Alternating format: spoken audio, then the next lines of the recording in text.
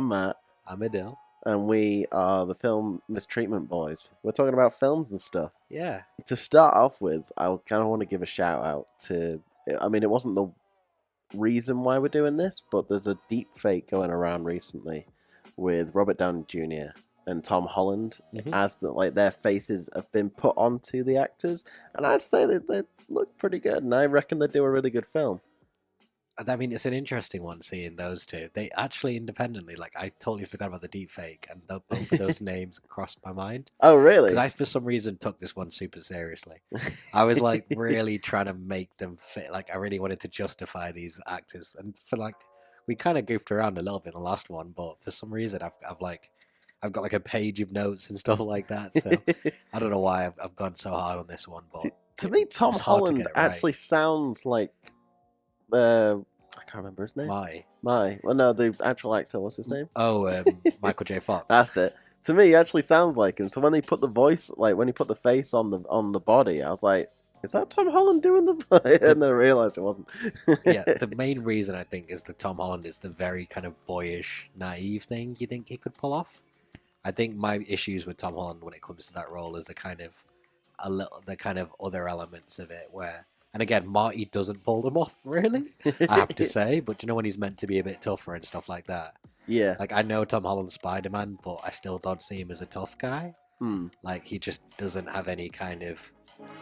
So, as in, that was what was kind of pulling me back from wanting to put Tom Holland in it. I guess that's why the mask is good for Spider-Man. Yeah, that's true. Because you're just like, oh, he's... And also, it's kind of like comic booky, so it's not like real violent. Like, you don't think of, like... people he's like flung through a window being in like hospital for 2 weeks in a coma. You never do in any of those films. Exactly. Apart from when Batman killed all those people. That's true. Anytime Zack Snyder gets involved, then it's just like 100,000 people die. Why? Just cause. Yeah, and then he saves like 4 and it's like, great job, Superman. But yeah, I mean, we've kind of like, there's a lot of kind of names I went through. Were there any you struggled with when you were going through it? No, I came up with all these really easily, which for some reason I thought it'd be a lot harder, but I started thinking about people, I was like, they'd be good, and they'd be good with this person. And I found it a lot easier to cast the younger actors. Okay. So I guess we'll kind of go back and forth, one and then one. Okay, yeah. I've got like 5. for 5 different choices, people pairs, who could do it. Okay, cool. Yeah, let's do it. We'll give a name each time that we considered. Okay, so for the first lot, I've got Jim Carrey. Okay. With Jaden Martell, who plays Bill from It. So the young Bill. Is it Bill? Yeah, it's Bill. You know, the one with the stutter, the main guy.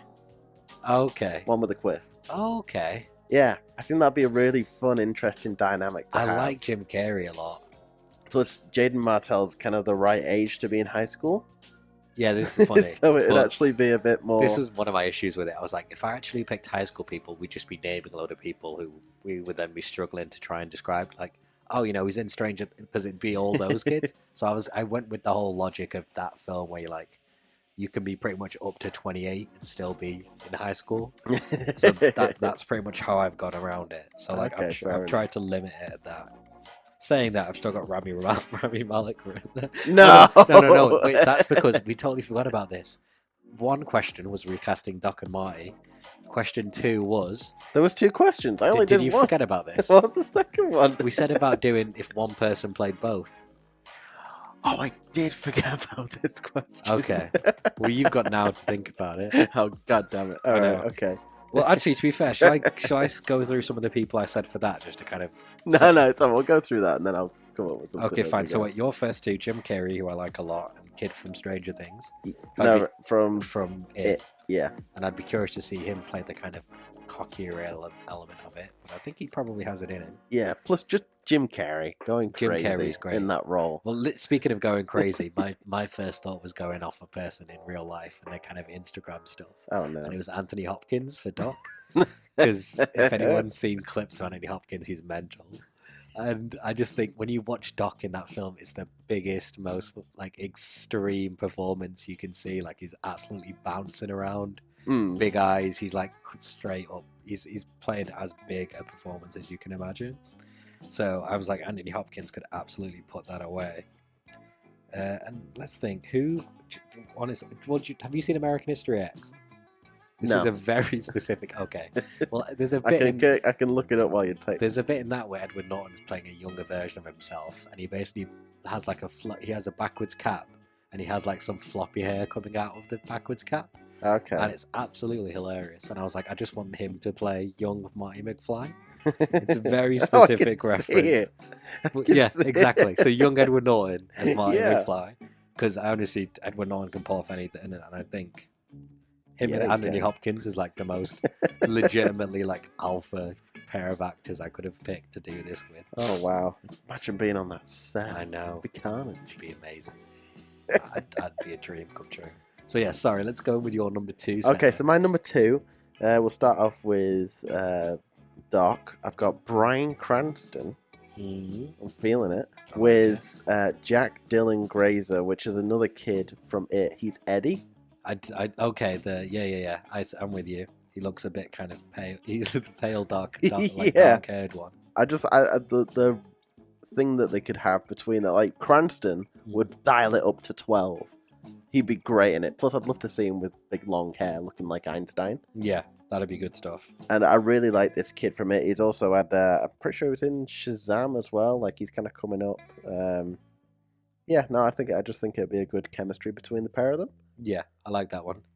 Plus, again, an actual kid who is in school. Yep, he's youngish. I kind of cheated on one, but I'll give that kind of cheaty-ish one, which was like I wanted to pick an actor and the kind of era they were in. Okay. Because obviously he's too old for it now. But I wanted, for Marty, Freddie Prinze Jr. from Scooby-Doo era. Okay. And pair him with Brian Cox.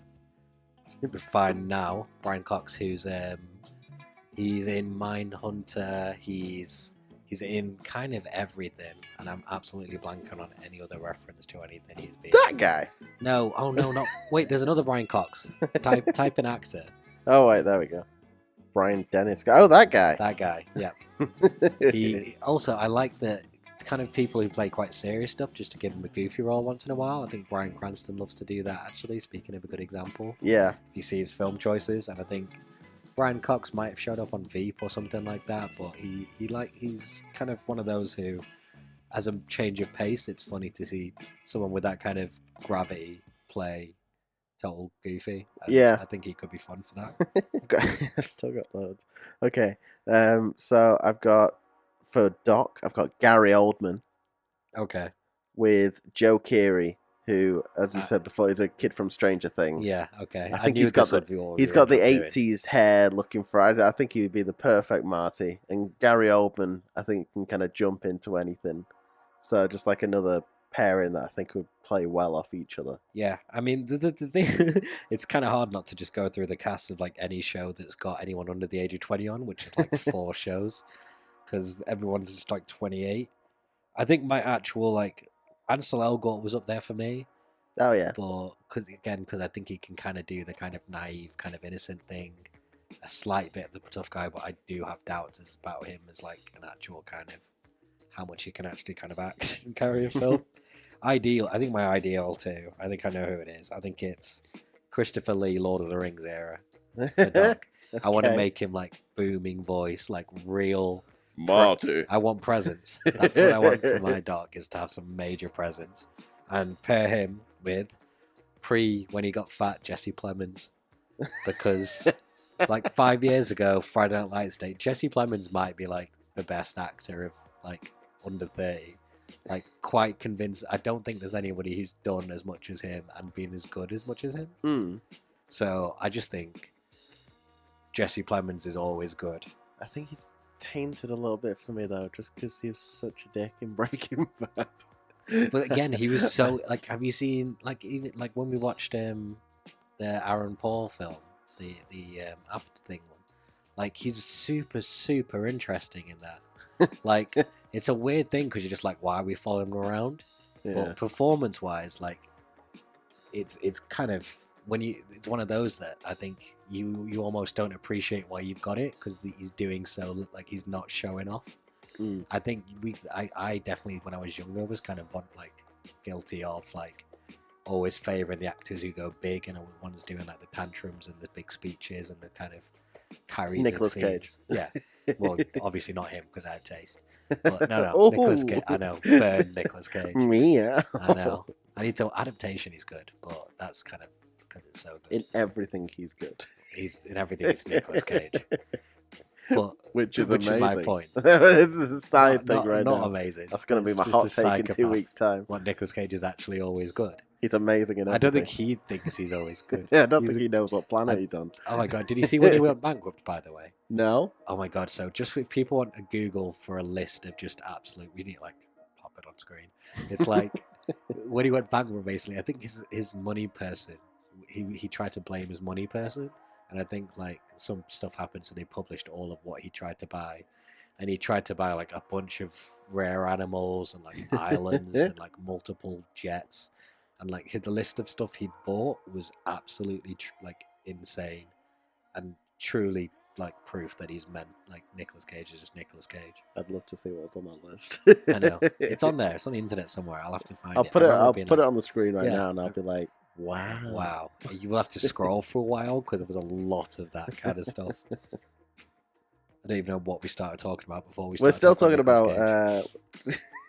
we're still talking about Back to the Future. Oh yeah, that's true. I have a gender swap version. Okay. Okay, go for it. Okay. So I've got Helena Bonham Carter as Doc.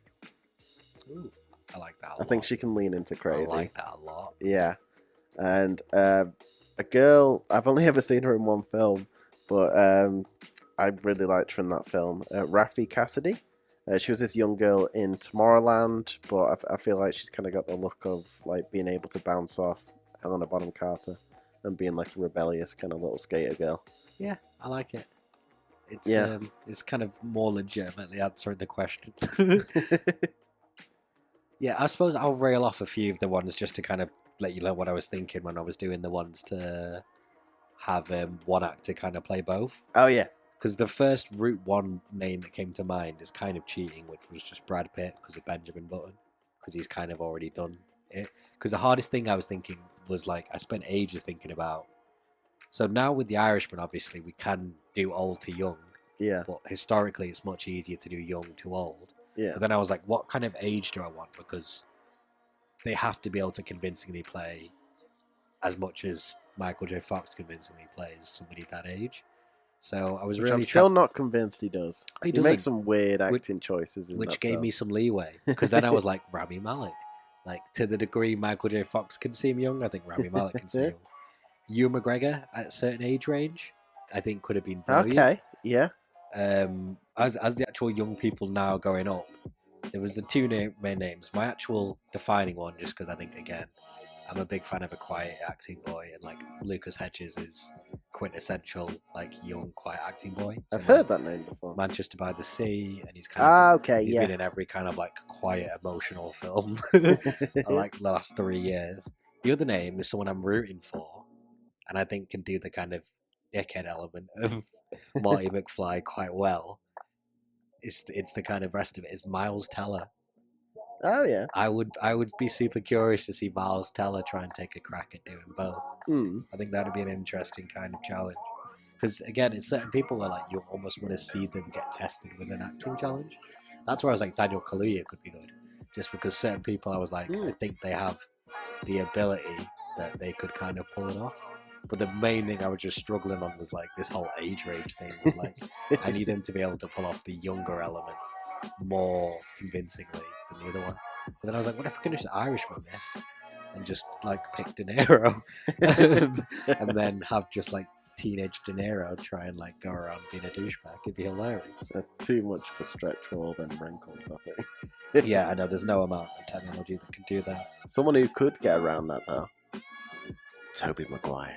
Tobey Maguire would be good. Although, oh my god, Spider-Man 3. My problem is now, I think that whole dance sequence from Spider-Man 3 has ruined him as he like as a human being. I can't not see that in my head, so I can't have positive like connotations to it. What about Gatsby era? Actually, what I really liked him in Brothers, when he's like intense as fuck. But I still can't get past that whole dance with the finger guns and oh my god, dude, It was rough. Shame on you. Yeah. Also got Will Smith. Will Because Smith, he was just in that film that nobody watched. What was the name? the one with him and Gemini Man. Gemini Man, yeah, younger self. You were excited about that. I know. We were going to watch it at the cinema, and then that didn't really happen. I'll get around to it at some point. Tom Cruise. For a mid-age one. Yeah. The problem is the young enough part. Actually, with a bit of de-aging tech, Tom Cruise could be good. Because he's also kind of got the floppy hair. I spent too long thinking about the hair with this element. If it's going to be hair, the right height. there is someone else I've got in mind for this. Okay. I don't know if they could do the old part that well, though. Andrew Garfield. I rate Andrew Garfield a lot as an actor. actor, I think he's good. It's a great pick. That might be my favourite pick. I think that's my favourite pick. Oh, for the wow. mid-age one. Okay. No, actually, Lucas Hedges is. But second. I love Lucas Hedges.